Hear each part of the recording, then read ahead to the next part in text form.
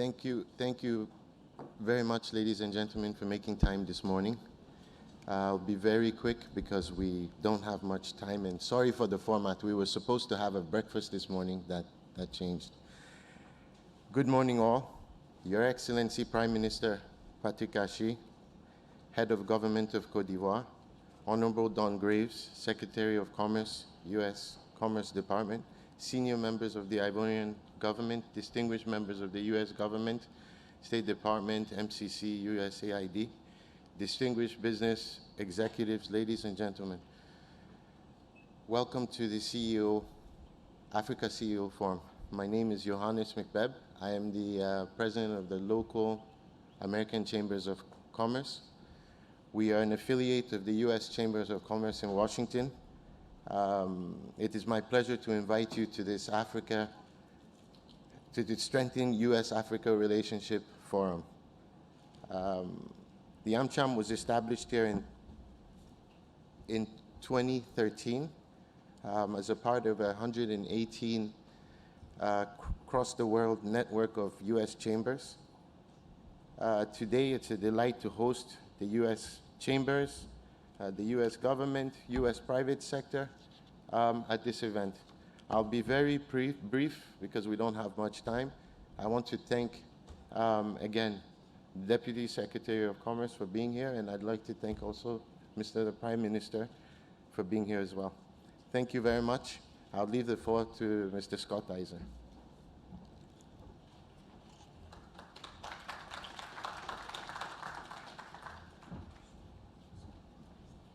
Good morning, everybody. Thank you. Appreciate that. Your Excellency, Mr. Prime Minister, Don Graves, Deputy Secretary of State or Commerce, sorry. Don't mean to confuse any of your colleagues in the room today. I'm Scott Eisner. I'm the president of the U.S. Africa Business Center at the U.S. Chamber of Commerce. The U.S. Chamber of Commerce, just by way of background, is the world's largest business federation. We represent some 3 million members and businesses across the United States with affiliates around the world.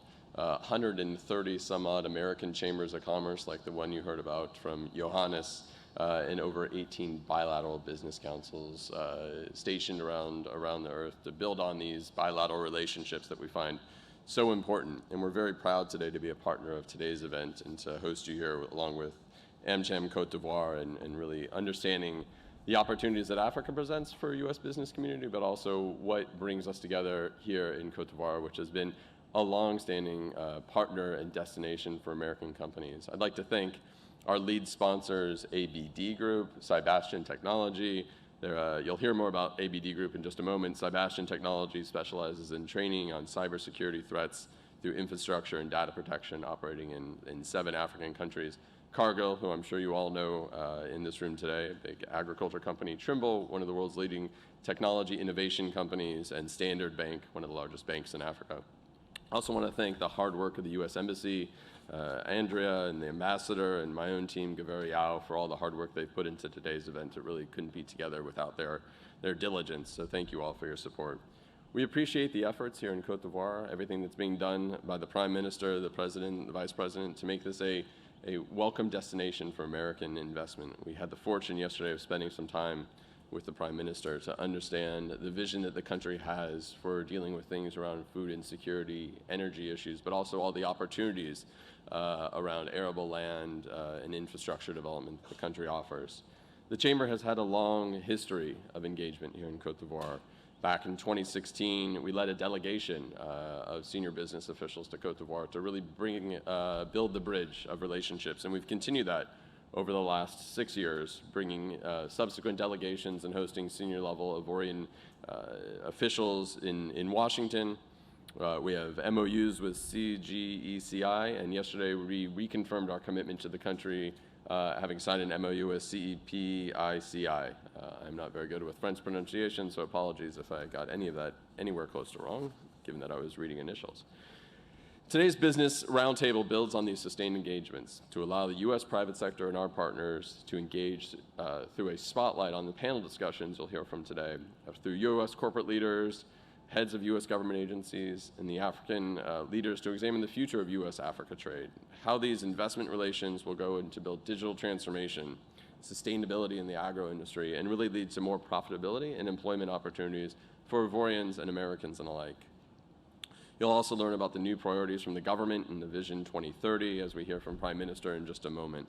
We recognize that expanding trade and investment is a critical tool for economic growth and job creation in all our countries. Business missions, such as the one we're on this week, are a tremendous vehicle to grow and share in prosperity by identifying new partners and opportunities for African countries.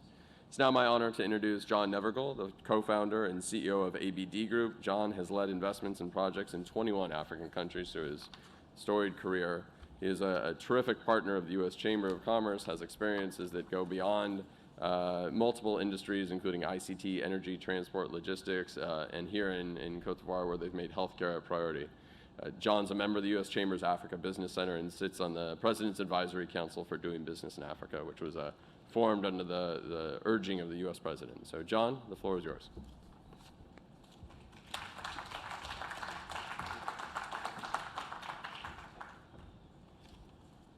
Thank you, Scott. It's a real honor to be able to introduce Deputy Secretary of Commerce, the Honorable Don Graves, this morning. As Scott mentioned, my name is John Nevergall. Before I start, I would like to also, acknowledge the Commerce Department, U.S. Embassy, U.S. Chamber, and the AmCham, with everything that goes into this to be able to have the Deputy Secretary come here today.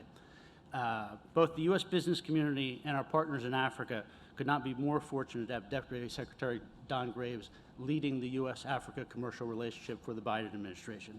Just 3 months after participating in the roundtable with Prime Minister Patrick Achi, he's here in Cote d'Ivoire to lead private sector growth in the country.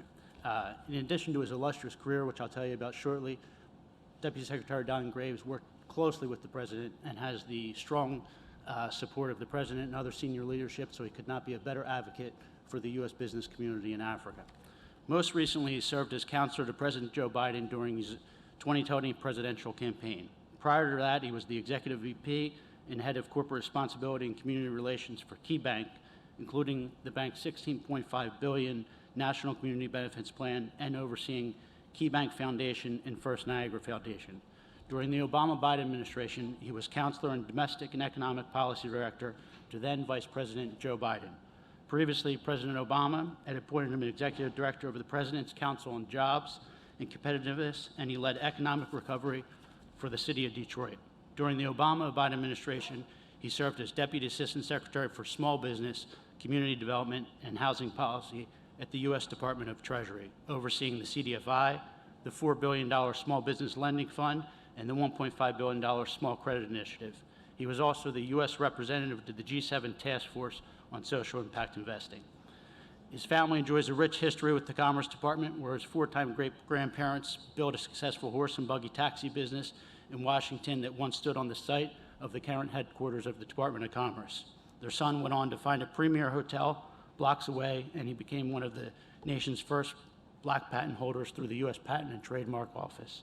Deputy Secretary Don Graves served on numerous boards: Metro Health Foundation, FDIC Advisory Committee on Economic Inclusion, the Community Reinvestment Fund, the Policy Advisory Board of the Biden Institute at the University of Delaware, Board of Visitors at Cuyahoga Community College, the Advisory Board of the Commission on Economic Inclusion, and the co-chair of the Cleveland Rising. It's tough to list all of these boards right here. In addition to that, he's married, has 2 children, graduated from Williams College, and also has a law degree from Georgetown University. With that, now I'd like to invite up the Honorable Don Graves to address the...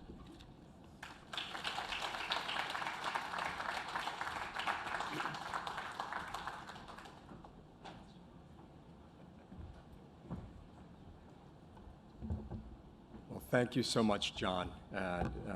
You went back. You went back a few years and got everything that I've ever done in my life. Good morning, everyone. It is wonderful to be here with you in Abidjan. Your Excellency, Mr. Prime Minister, thank you for your partnership, your friendship, your leadership. You have been an inspiration to work with. Your leadership amongst the leaders in Africa is something that I take dearly. I appreciate your guidance and your partnership. We are very much looking forward to expanding our relationship. As we discussed yesterday, we set a record last year in terms of the commercial relationship between the United States and Cote d'Ivoire, and it's my aspiration that we're able to double that in just a few years, and then a few years beyond that, we'll double that again. I also want to thank Scott for all that you and the U.S. Chamber have done with the Africa Business Center to help pave the way for U.S. engagement in Africa. Your partnership has been particularly useful to those of us at the Commerce Department and the Commercial Service, making it easier for us to do our job in supporting U.S. business.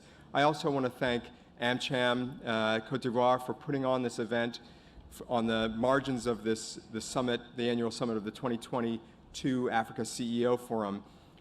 We appreciate you hosting our delegation, and I'm not going to read everything that's here, I promise, but I am very much appreciative of the fact that you've made it easy for the U.S. delegation, all of the different components of the U.S. delegation representing a wide range of federal agencies to be here, who've traveled to Abidjan this week to engage in this dialogue.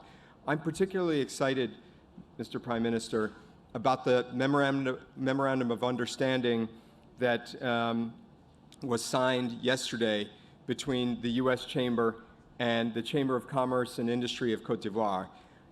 It's my view that this type of engagement, ongoing engagement, will mean meaningful deals, meaningful opportunities for business engagement between our two countries and especially between our businesses. The Biden administration is very focused on strengthening the relationships between like-minded partners across the African continent, and it's a top priority for us. I know that there has been this notion, a perception, that the United States has gone away. It doesn't pay attention to what goes on in parts of the world, particularly in Africa. And that's why we are so focused right now on engaging. It's why I'm here, frankly, engaging with leaders in the continent, creating real partnerships. This is not about, as I said yesterday, this is not about exploitation. This is not about extraction. This is about creating real partnerships between like-minded friends and allies, and creating the types of relationships that transcend the politics of the day. We know that the world is a rather crazy place right now. There's a lot going on around the world, and that's why the United States needs to be in Africa, to reaffirm our commitment to our friends, to our partners, to show that not only do we see this as an opportunity for today, but it's an opportunity for the future. For the next 50 years, as I said yesterday in my interview, for the next 50 years, everything that happens in the world will flow through and touch on Africa. And that's why the United States is reaffirming our commitment to the continent.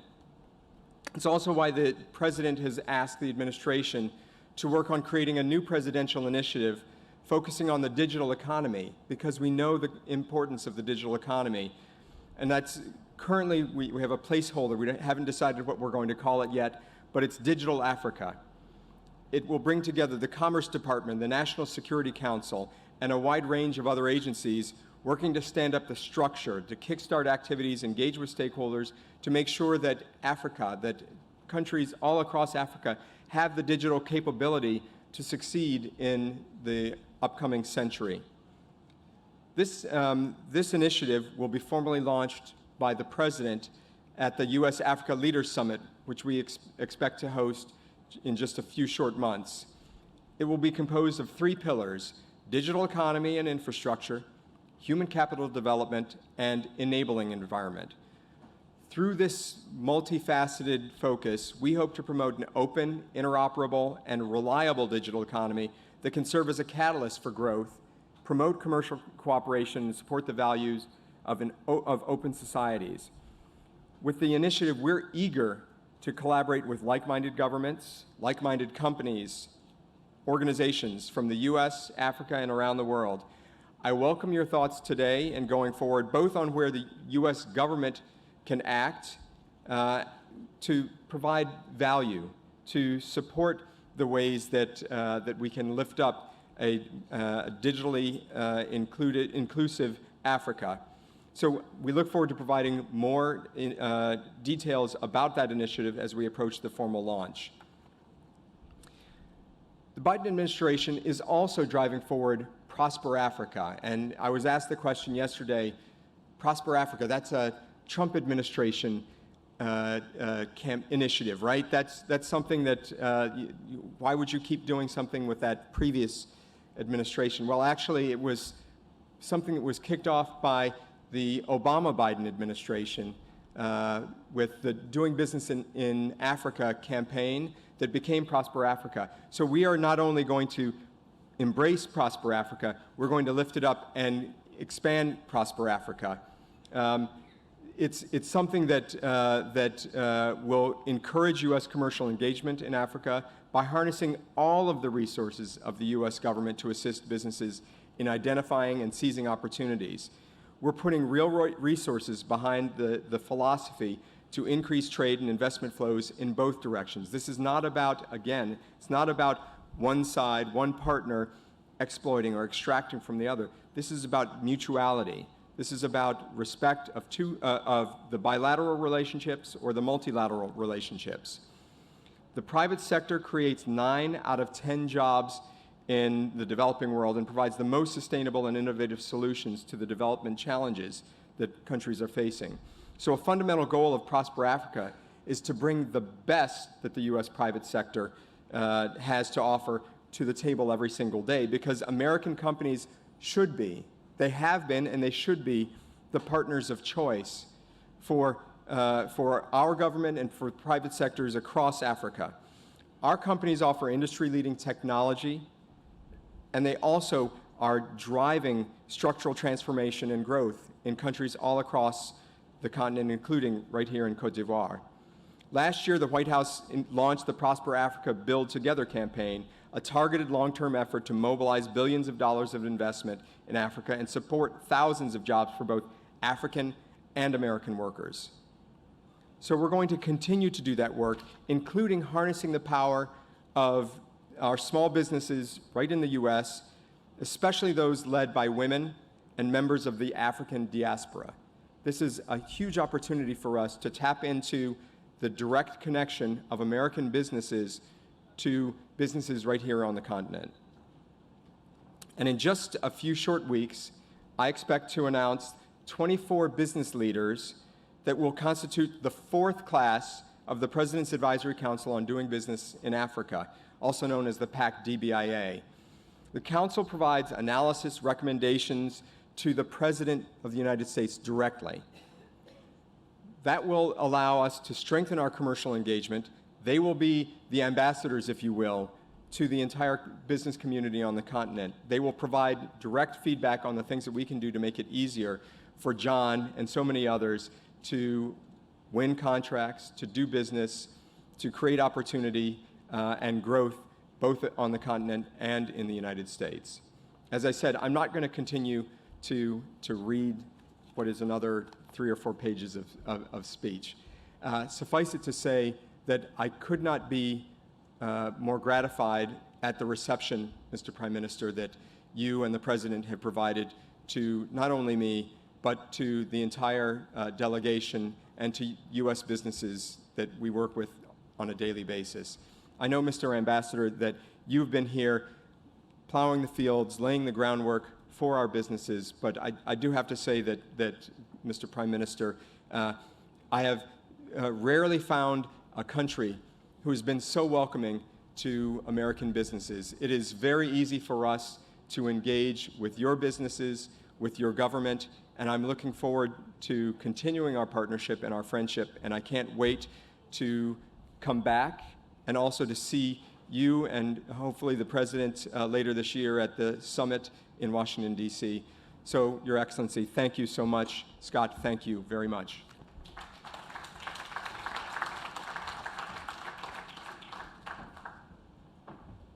Thank you so much. Scott.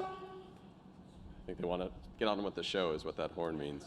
Well, it's my distinct honor to be very short and brief but respectful, and I am delighted to have the opportunity to introduce the Prime Minister. He has been someone from our first engagement in Washington who truly speaks frankly about the opportunities and the challenges of investing, not just in Côte d'Ivoire, but around the region. When he came and spoke at the Chamber earlier this year along with the Deputy Secretary, you saw passion in his eyes for the opportunity that business partnerships could bring and the opportunities it was going to allow to bring women and youth to new opportunities in the country, and how these partnerships are going to forge lasting relationships to benefit all. And so it's my distinct honor to welcome to the stage and invite to the stage the Prime Minister, someone who I think the entire business community after this trip and his engagements will count as a friend and an ally. And so with those words, Mr. Vice President, or Mr. Prime Minister, please join me on stage.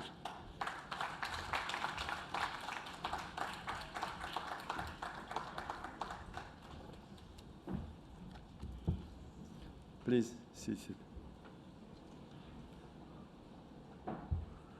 Honorable Don Graves, Deputy Secretary of Commerce, dear friend Richard Bell, U.S.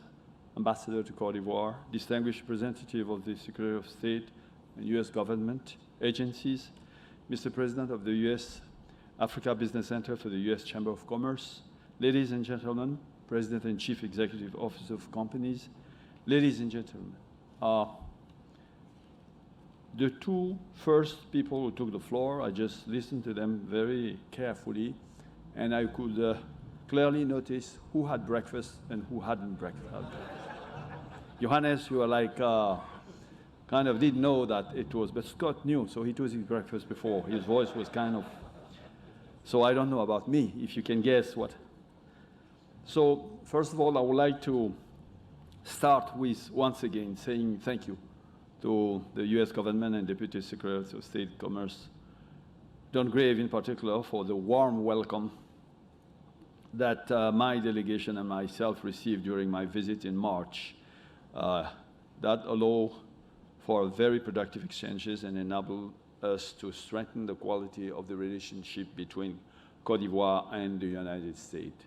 But then at that time, I never imagined, even though, you felt really also as passionate as myself on the issue, that 3 months later you will be here, in my country, and I cannot tell you how excited I am, Yes, I heard that you are coming, but weeks after weeks I kept, doubting that that might be possible, knowing your agenda, and really I was following very closely when you landed. In fact, I was in the other airport greeting President Nana Akufo-Addo, and then my Minister of Transport came, and I said, so, was he there? He said, yes, he was there. I said, fine. Now, my old CEO forum is going to be a success, so thank you very much for that. It is also a great joy that we received today a high-level American delegation, at the head of which is a man, not a man, but a friend of Africa and Côte d'Ivoire, who understand the continent and its people.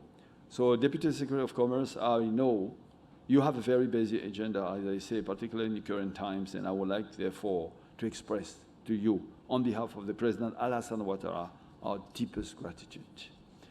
A popular adage says, strike while the iron is hot. That's why, in the wake of our trip to Washington, D.C. and your presence in Abidjan, we are going to rapidly advance the agenda of our already very dynamic cooperation.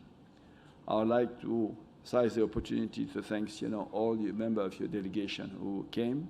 The trip is not yet finished. I guess they are going to have a couple of more hours.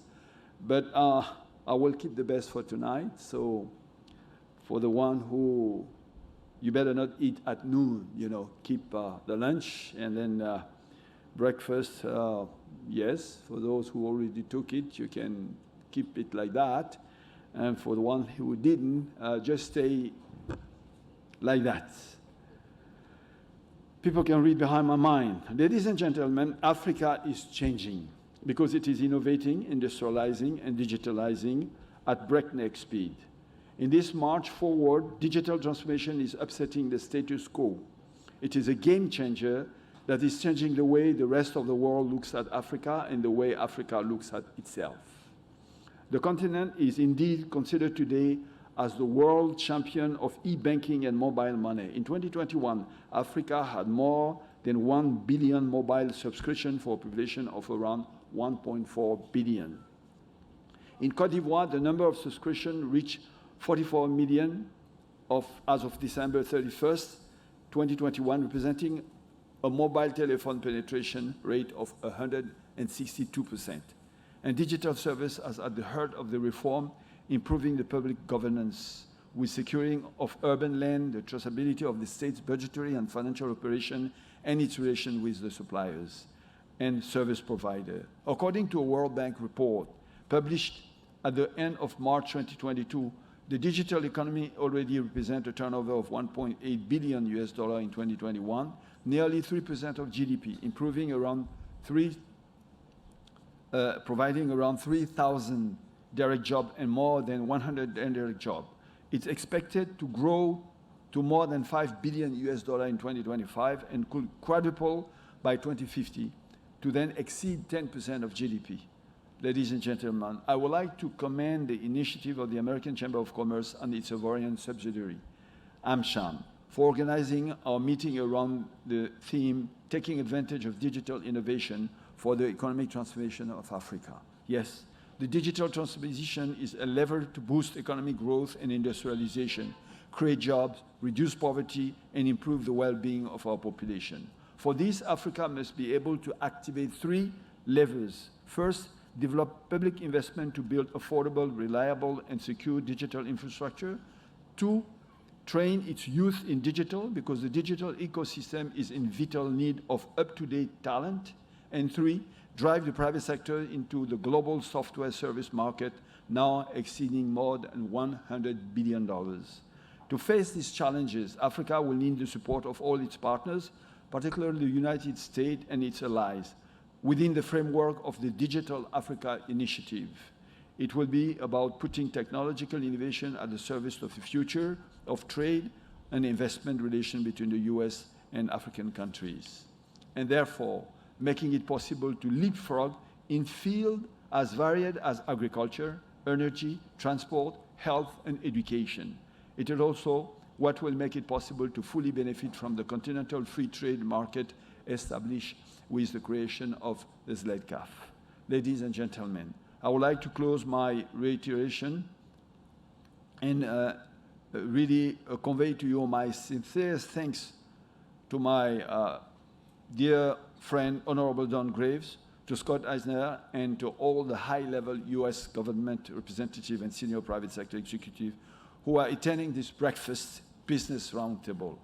I would like to conclude by wishing you productive and fruitful exchanges during the 2 panels that will follow, and have high hopes that the culmination of our discussion will end up with very concrete decisions that will move forward our the relations of both countries. Thank you to all of you. And I've spoken, as you've seen, with a written document, put few words, but tonight I will just let my heart move. So just to get people excited about it.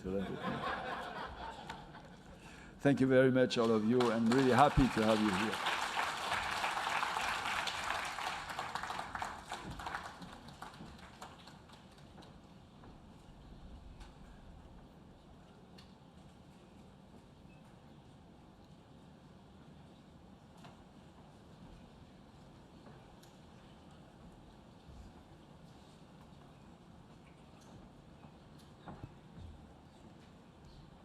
Yes, please.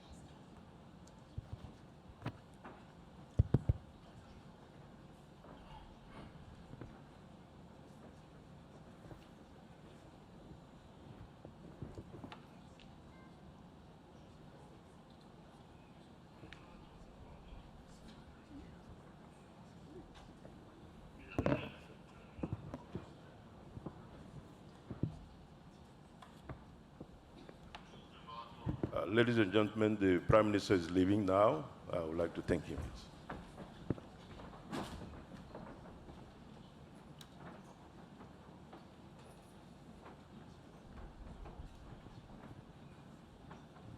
Thank you very much. I would like to stand on existing protocol and welcome this first panel on leveraging the digital innovation for Africa economic transformation. Unfortunately, we don't have a lot of time, very, very short, so it's going to be really a snapshot of what the digital economy is capable of doing for Africa. I think it's important to underscore that the internet economy in Africa is extremely promising. Right now, we're talking about 180 billion that has been able to be generated by the internet economy. It's about 5% of the GDP of the continent. In the next 30 years, we actually going to triple. So we're talking about 712 billion. That will be the contribution, contributing to close to 8% of the GDP of the continent. So today we have distinguished panelists that will help us unpack this important topic and share their perspective on how to really leverage the internet economy, the digital economy for Africa economic transformation. So I have 4 experts, policymakers and also practitioners in that field. We have here the Deputy Assistant Secretary for African Affairs, Ms. Akuna Cook. We have the head of Africa for Google, Mr. Nathan Gargia. And then we have the head of the Investment Promotion Agency for Côte d'Ivoire, Madame Solange Amicia. And at the end, we have Dr. Wanji Thierry, who is the CEO of Salle, I think, as one of the sponsors. Now, I would like to maybe go quickly and dive into the question. You have about 2 minutes to make, really share your perspective. I think the COVID has really underscored the importance of the digital economy, and countries that have solid infrastructure in place have been able to weather the crisis quite well. So I would like the Deputy Assistant Secretary to share with us what the U.S. government have been doing in that space to help the digital economy on the continent flourish and creating jobs for the continent, youth on the continent. If you could please take the floor and share your perspective. Sure. First, thank you, Yao. Thank you, AmCham and Africa CEO Forum for inviting me to participate on this panel. It's a little bit nerve-wracking to do it in front of the boss, but that's okay. We're gonna get through it. I was really excited yesterday during the Prime Minister's meeting when he mentioned the sectors that he was particularly focused on: agriculture, agro-processing, tourism, and my personal favorite, the creative industries. And really excited about it because if you look at each of those sectors, really any sector, you're going to need some sort of digital intervention. If you're remotely sentient and paying attention to Africa, paying attention to the demographics and seeing the trends, you know that this is a continent of the future, and you know that young people are going to be behind driving this digital transformation. And it is in fact why, when we talk about, for example, the creative industries, that is all driven by this digital transformation. There's a reason why Netflix, Amazon, Hulu, Paramount, everybody is clamoring to enter the African market because they recognize that the demographic realities on the continent and the digital transformation that's happening means that there's going to be more demand for content, and that's driven by increasing connectivity. So what are we going to do as the US government, and really together with the private sector, to ensure that, as the Deputy Secretary mentioned earlier, we have an open, interoperable internet where everyone has access and is connected, where data is affordable, which is something that Nitin and I discussed a few months ago. How do we ensure that that happens? Our to-be-named Digital Africa initiative is a part of that effort. It has three components, which the Prime Minister, the Deputy Secretary outlined carefully, and I think it's really important that we focus on understanding. The first is ensuring that we have connectivity. So how do we drive the investment that's going to ensure that we have affordable data, that's going to ensure that we have connectivity and the infrastructure on the continent to get the digital transformation underway? The second part, which is also really critical, is how do we ensure that young people are adequately prepared for all of these jobs that are going to be created? That is about building skills, capacity, and training to ensure that Africans are a part of driving what's happening around the world in digital and in content creation and in innovation, because we all know that the brilliance that exists on this continent has to be harnessed. We've talked about African solutions to African problems, but there are really African solutions to global problems, and understanding and unlocking this digital transformation is going to be key to doing that.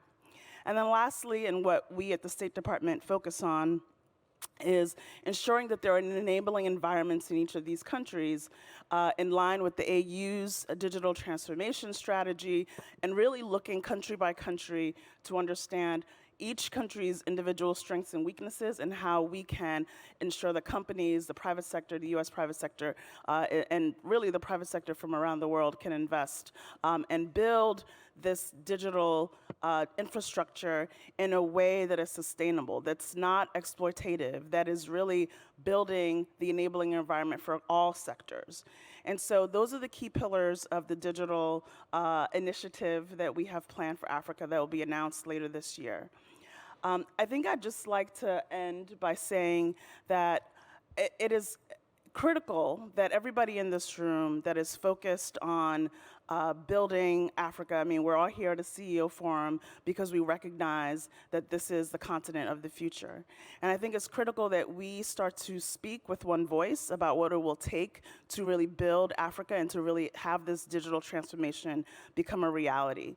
Oftentimes, particularly as policymakers and even the private sector, although hopefully many of you don't need to be converted, we spend a lot of time focusing on the risks, what I call the 3Ds, disease, danger, and despair in Africa, and not a lot on opportunities.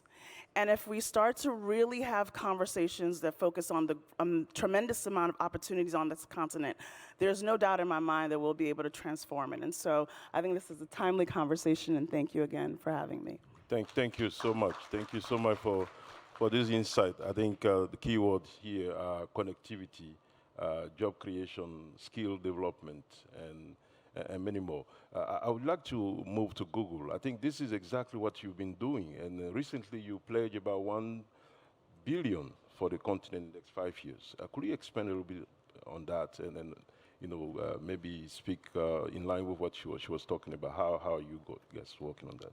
Of course. So first of all, thank you so much for having me here. By the way, what you guys can't see is Yao is really, really serious about the 2-minute time limit. There's a clock ticking down over here, so it's making me very nervous.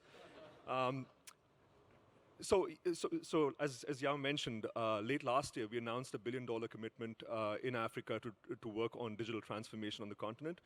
And this investment is really sort of at a very high level in 3 or 4 areas. The first one is really around access, right? There's 800 million people on the continent that have never experienced the internet. For me, that's a really, really, really profound opportunity. It's a really profound question of what kind of internet they will experience. How will they create value once they get access to the internet? So we're looking at ways that we can make investments to accelerate that process. An example of that is Equiano, which is a subsea cable we're laying along the west coast of Africa, which brings in about 20 times more network capacity into the continent versus the previous cable that was built to serve the region. That's just one example of an access building initiative. The second area that we're looking to go deeper on is building products that are more helpful in the African context. You know, as Google, we have a bunch of really, really great products that people all over the world use every single day. But there is an opportunity for us to get even more helpful with our products on the continent.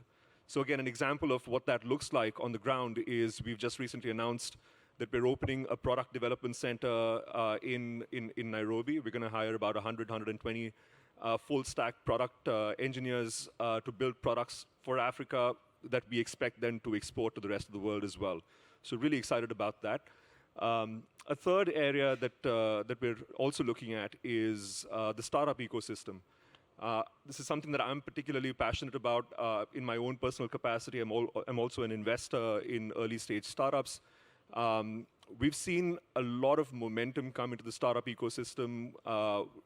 In venture capital investments in last year were 2.5 times the previous year, and the first quarter of this year, we've already seen that momentum really continue. So it's really exciting to see what's happening there. In that space, we've announced a $50 million Africa investment fund aimed at growth stage startups on the continent. We continue to grow the developer ecosystem. Without developers, you don't have a startup ecosystem. So we've been handing out about 30,000 scholarships every year for the last couple of years. So really growing the developer ecosystem.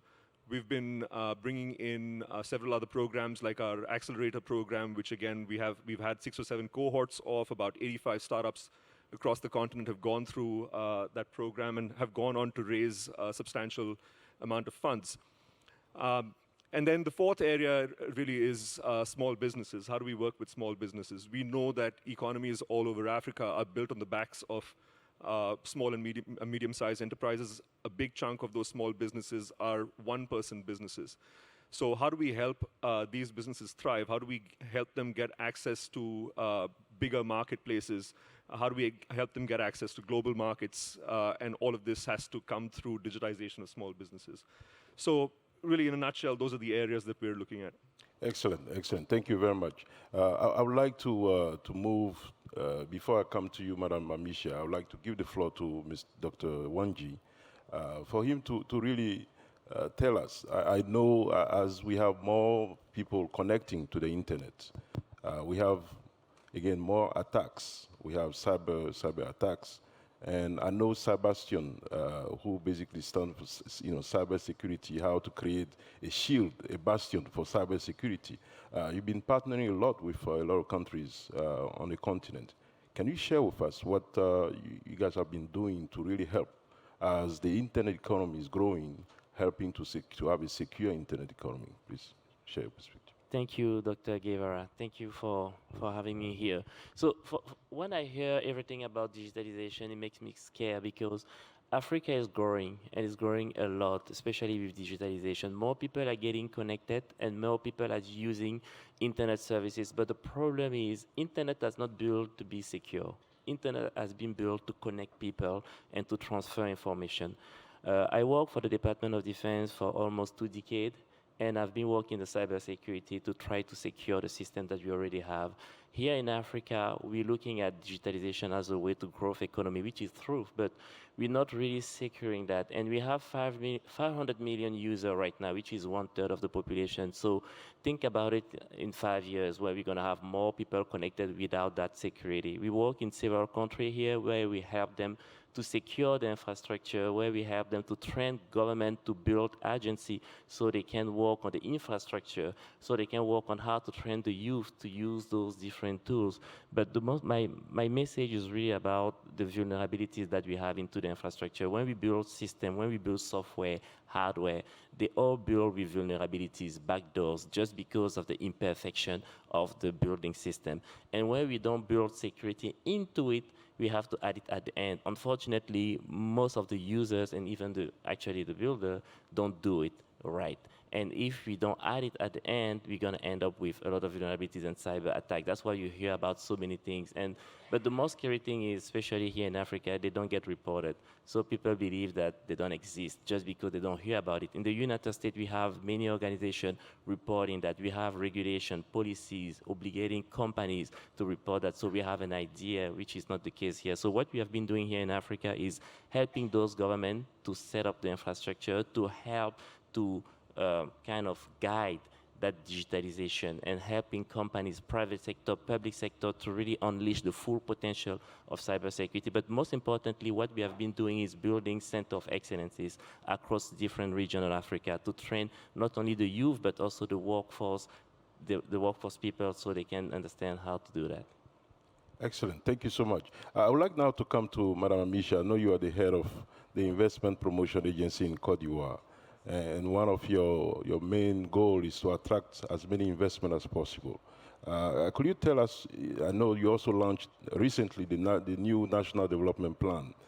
Could you tell us, elaborate a little bit on how you're going to make sure you take advantage of the digital economy in the plan? I know it's one of the pillars, but what type of reform might be you working on to help attract the digital investment in the digital sector?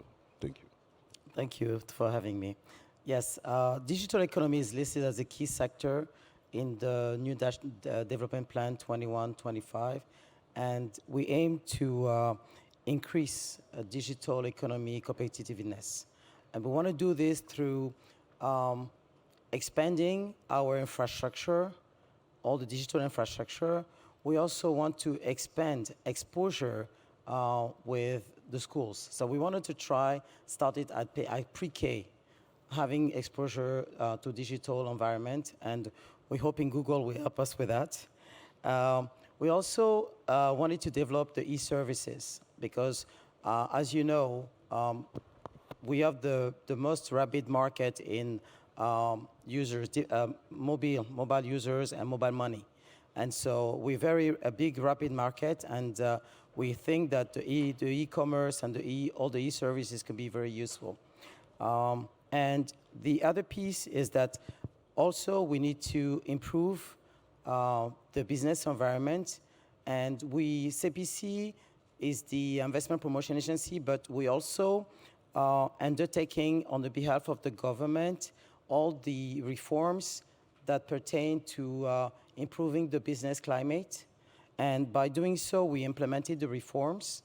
And these reforms, we started with improving we started to streamline the processes, optimization of cost, and strengthen the regulations, basically removing the red tapes. And now since 2016, we're starting the digitalization of the administrating acts. And by doing so, we have starting to develop the e-services. And the first one we started is the e-enterprise, where we incorporate companies online. It's not fully digitalized, but it's going to be very soon. We started with the e-enterprise. We are working with doing the e-licenses. We already did e-taxes, so you can pay tax online. So basically, we're developing already all the e-services. We're going to have e-gov, so we can connect all the government agencies. We have e-agriculture, where we're trying to have all the digital tools for between the agriculture and the commerce and the processor, the industries, so that we can have all this ecosystem built. We also have the e-licenses, so that when you start a business, it's not to incorporate companies. You have to be able to start the business, all the agreements and the licenses. So we're working on that. And we've been working also on creating a lot of one-stop shop, so that this one-stop shop actually a congregation of several services, so that basically fast track a service that an administration can provide. And this is the key for us to really improve competitiveness and reduce cost and improve governance. Thank you. Thank you very much. Unfortunately, this is all we can do for now. We have a second panel that needs to come. So we're going to like to really join me to thank these panelists for this insight. And feel free to continue to interact with them as they're leaving. Thank you very much.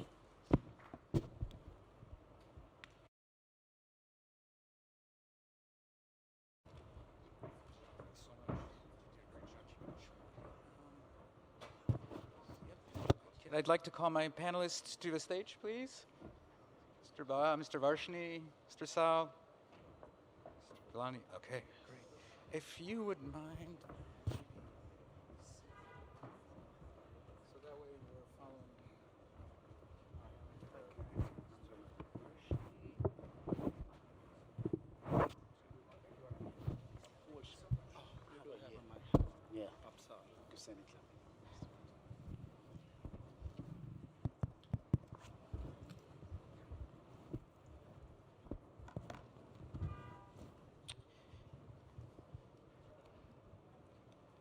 Good morning, everyone. I'm Julian Piquet. I am the Washington and UN correspondent for the Africa group, the Africa report, which is part of the Jeune Afrique group. We don't have a lot of time today, unfortunately, and we do want to leave some time at the end for the US ambassador to make some closing remarks, so I'm going to get straight to the point. Today we are talking about agriculture. As you probably know, it's about 40% of African economies, 20% of African economies, 40% of the workforce across the continent, but also here in Côte d'Ivoire. And, you know, obviously a lot of transformations going on, digitalization, et cetera. With our panelists today, we want to get straight to the point and talk to them about that. And maybe we can start with Mahmoud Ba, the Deputy CEO of the Millennium Challenge Corporation. This is an independent US agency that was created by Congress in 2004. As you know, the agriculture is one of your primary sectors, so I was hoping you could talk to a little bit about you know, your agency's investments in the agro industry and you know, how that supports economic growth across the continent. Thank you. Thank you. Yeah, so I'll cut directly to the chase. So we provide grant financing to select number of countries that meet our eligibility criteria. And agriculture is a big part of our portfolio. Actually, our entire agriculture portfolio is in Africa. Between now and the next 5 to 10 years, we plan to invest about $5 billion in that sector. But the way we go about it, our model is really data-driven. One statistic you name, 40% of the economy depend on agriculture, is that we try to resolve what is constraining the economy. So through analytical tools, if we determine that agriculture is the constraint to growth, what we want to do is identify what is the root cause of the problem. And quite often, the root cause is either related to supply chain issues or related to lack of innovation in the sector. So if you think from the small farmer to the business processing, there are a lot of inefficiencies around the supply chain, and I think this is why technology and digital can help. So if you think about entrance into the agriculture sector, for instance, or fertilizers, now you can go to the most remote village and see somebody who can use their cell phone and understand what is the price of that fertilizer. And it has leapfrog literacy. You know, I believe 20, 25 years ago when we were talking about the market penetration of telcos in Africa, there was a lot of institutions that thought it was impossible. But today, digital economy in some part of Africa is the leading in the business world. I think Google was here earlier. And I think you can see quite a lot of transactions happening in Africa because the youth has mastered that technology and really leapfrog a lot of inefficiencies in the system. The other point that I want to add is the creating that enabling environment that the Assistant Deputy Secretary was talking about is that if you don't create the environment, the governance, that will allow the private sector to thrive, they won't come in. You know, you can put all the incentives you want. At the end of the day, they are driven by profit. And yes, they do have some social responsibility unit within their corporation, but their shareholders want profit. But you have to create that governance, and this is where MCC, when we provide these large grants, we set that at the foundation of a governance platform. And we want, for instance, in Niger, them to liberalize the fertilizer market, right? Because it was driven by government. Government has their hands, so it wasn't effective. So once you introduce that liberalization of the fertilizer market, it tripled in 1 year. And it allowed private sector to directly, with technology, know the price of fertilizer, know where to get the entrants, and get them to the hands of the farmer. I know I'm out of time, so there's much more to discuss on this, but I'll just stop here. Yes, thank you so much. Mr. Varshni, obviously you can't have agriculture without, you know, equipment. John Deere, the biggest farm equipment manufacturer in the world. I know that they had opened some, you know, they're manufacturing now in India to be closer to the farmers, understand their needs. I was hoping you could talk a little bit about that, you know, what your company is doing to be close to the technological needs of farmers here in Africa. Do you have any plans to open any facilities here in the future? Thank you. Thank you, and good morning, everyone. I think since yesterday, agriculture has been in the center stage, and a lot has been talked about how interventions should be made. John Deere has been a company which has, over the 185 years, modernized agriculture practices world over, helping subsistence farmer become agri-entrepreneurs. So I think that's the intent, that's the way we look at it. Yesterday, we were talking about food security, we were talking about rural employment, and I think the most important thing for markets like Africa and India is how, or Southeast Asia would be, how do we engage women farmers, how do we train them, and how do we create more rural employment opportunities for them for economic reasons there. I think these are the models that we have worked over a period of time. Now, one thing that has changed in agriculture is from a very traditional and conventional agriculture, it's now becoming predictable agriculture, and companies like Google and other sorts of AI and ML have helped that. I think we have blended these technologies into the product, into the solutions that we bring, and we modernize this by engaging the small farmers. The idea here is help him, skill him, empower him with the technology. No longer large-scale ag machines are needed. There are small-scale ag machines needed for smallholders, which I think India has set up a benchmark, has set up a manufacturing there. These things can be replicated here in Africa. We are looking at that. How do we engage at the village level, create more cooperative kind of a business model, or individuals who turn into agri-entrepreneur and provide services to the neighboring farmers around. So there are several ways to look at it. The whole idea is to engage with them, make them employable, increase their financial capabilities to grow the business, at the end, make it more sustainable and scalable. Wonderful. Thank you, sir. Thank you for that. As we all know, access to finance is really key to development, but small farms particularly remain significantly underserved in that regard. And with us today, we have Mr. Salle from Citibank, who's going to talk to us about, you know, what your bank and other banks are doing in that regard, and maybe a little bit about how the public sector can help with the financing issues. Sure, definitely. Thank you. I think what I wanted to share is at Citi we do have since 2021 a commitment around, you know, ESG and more specifically sustainable financing for $1 trillion globally, and decision has been made actually for half of that, like 500 billion, to be, you know, commitment at least for Citi into social financing. So agri, healthcare, and other fall into that bucket of social financing. And I'll not get into the details around what we're doing on that financing level, because there have been a couple of examples that we have done with TFC guarantee that we were able actually, you were mentioning about the cooperatives, so we were able actually to provide financing to some of those cooperatives which are serving like 100,000 small farmers. But on the specific payment side, what we're doing, which is, you know, more digitalized process, is one case is that I will mention. I think it's 1 acre fund, which we have provided actually a solution whereby they used to, you know, make all their payment into cash, and the processing, the fact that, you know, there is no reconciliation, having you know, staff spending time on how to make all those process. And what we have done is really providing a solution whereby they could make thousands of payments through mobile. So farmers will get either their payment or funds that they receive from the advances. The repayment, they could make it like real time. They could see it. It can be reconciled.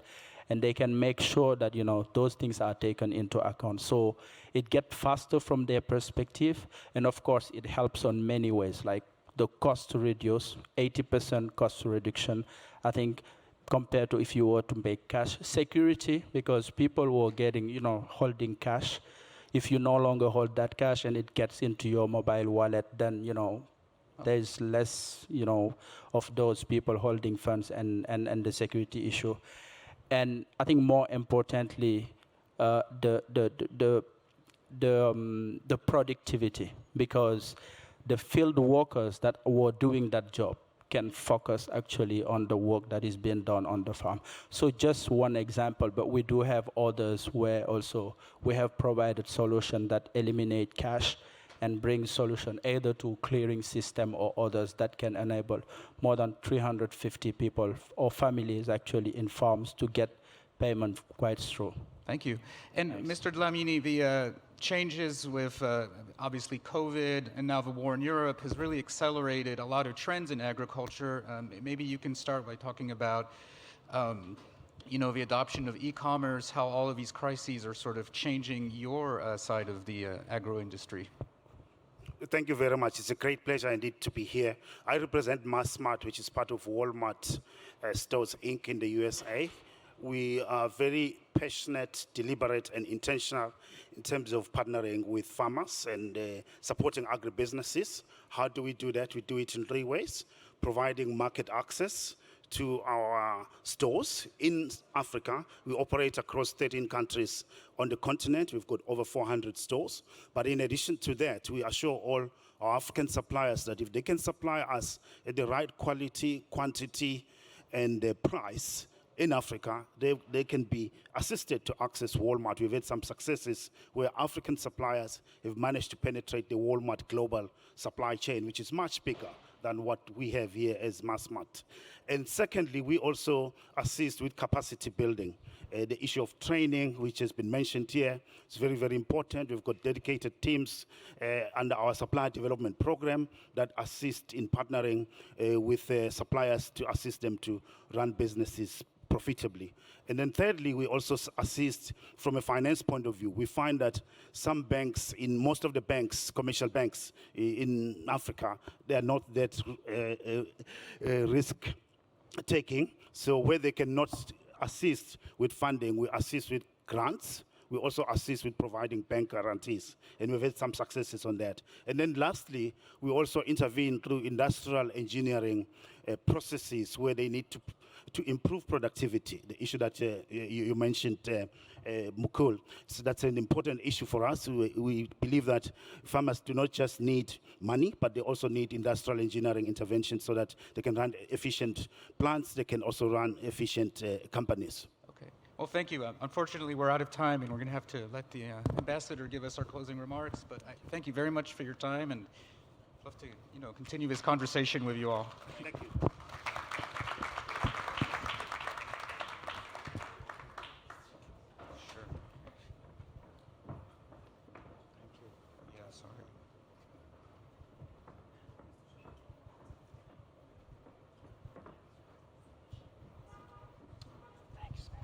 Yes, I think it's time to give the floor to the ambassador, Ambassador Bell.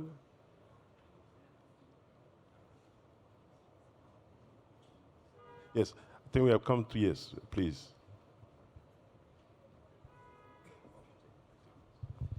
Good morning. I'm going to be very brief. Mr. Secretary, thank you so much for your visit.